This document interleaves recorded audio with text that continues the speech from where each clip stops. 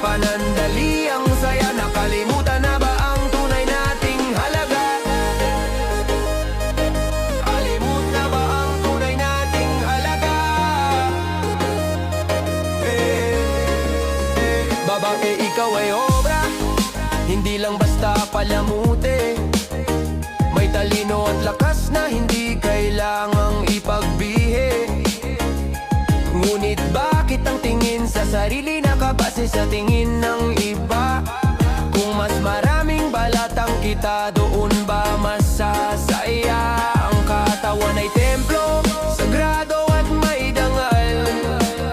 Hindi dapat ituring na produkto sa gitna ng karnabal. Narito tayo para magmahal at magbigay pugay sa lumikha na nagbigay ng kulay sa ating buhay.